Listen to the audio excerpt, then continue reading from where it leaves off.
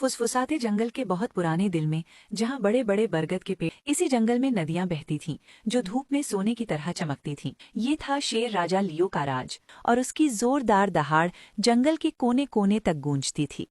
हिरन उससे डरते थे, हाथी उसका सम्मान करते थे। लियो ताकत और घमंड के साथ राज करता था, और उसे अपनी ताकत पर बहुत भरोसा था। प्राइड हिल पर खड़े होकर लियो जोर से दहाड़ा, मैं जंगल का राजा हूँ, मुझे कौन चुनौती दे सकता है।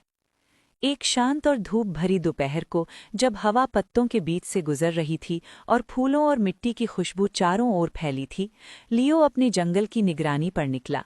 वो पूरे भरोसे के साथ रास्तों पर चलता जा रहा था। अचानक उसने अपना बहुत बड़ा पंजा हवा में उठा लिया।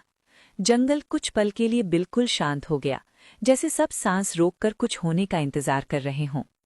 उसी पंजे की छाया में खड़ा था मिक्की, एक छोटा लेकिन चालाक चूहा।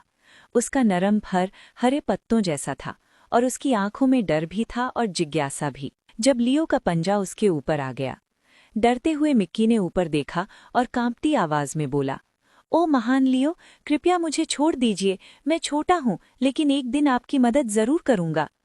कुछ पल के लिए जंगल शांत रहा, फिर लियो जोर जोर से हंस पड़ा। वो सिर पीछे फेंक कर हंसने लगा और आसपास की टहनियां तक हिल गईं। तुम? लियो बोला, ये छोटा सा कीड़ा मेरी मदद करेगा?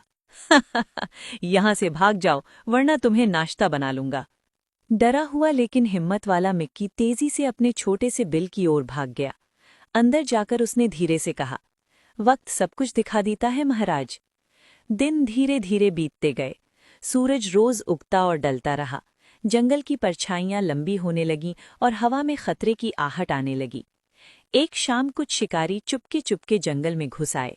वे लियो की सुनहरी अयाल के पीछे आए थे। उन्होंने चालाकी से मजबूत जाल लगाए, कांटों वाली रस्सियां बांधी और चारों तरफ शिकार की खुशबू फैला दी।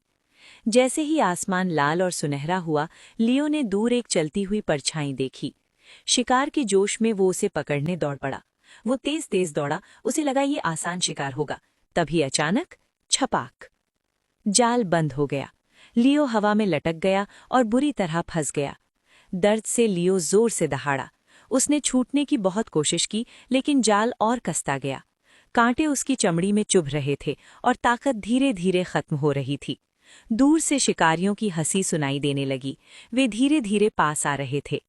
थका और परेशान लियो मन ही मन सोचने लगा। रात हो गई। आसमान में तारे चमकने लगे और जुगनू अंधेरे में रोशनी बिखेरने लगे। जंगल शांत था, लेकिन तनाव से भरा। तभी नीचे से पत्तों की हल्की सरसराहट सुनाई दी। वो मिक्की था। उसने रात में घूमते हुए लियो की दहाड़ सुनी थी। ऊपर देखकर वो बोला, याद है मुझे राजा, वही छोटा चूहा जिसे आपने छोड़ दिया था? ये बदला नहीं है, ये एहसान चुकाने का समय है। लियो की आंखों में आंसू आ गए।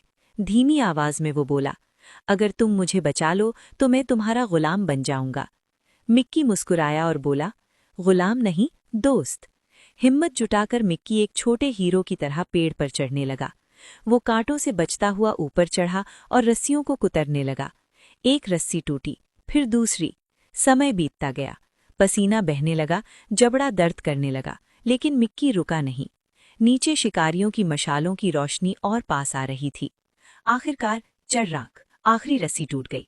लियो जोर से जमीन पर गिरा और धरती हिल गई। लियो उठा, अपने शरीर से जाल झाड़ा और आजाद खड़ा हो गया। वो मिक्की की ओर मुड़ा, उसकी आंखों में सच्चा धन्यवाद था। लियो बोला, मिक्की, तुमने साबित कर दिया कि सच्चा हीरो आकार से नहीं बनता। सच्चा हीरो दिल, दया और हिम्मत से बनता है। लियो मुस्कुराया और आगे बोला, आज से तुम मेरे सबसे अच्छे दोस्त हो। इस जंगल में न कोई बड़ा है, न कोई छोटा। मिक्की गर्व से मुस्कुराया और बोला, और आपने ये सीख लिया कि सिर्फ ताकत ही सब कुछ नहीं होती। दोनों साथ साथ फुसफुसाते जंगल की गहराइयों की ओर चल पड़े। उनकी दोस्ती की कहानी पूरे जंगल में फैल गई। हिरन और हाथी एकजुट हो गए। डर के मारे शिकारी जंगल छोड़कर भाग गए। फुसफुसाता जंगल फिर से शांत, खुशहाल और सुरक्षित बन गया। इस कहानी से हमें यही सीख मिलती है कि की गई कोई भी दया कभी बेकार नहीं जाती। सच्ची दोस्ती न आकार देखती है, न ताकत, और नम्रता हमेशा नई राहें खोल देती है।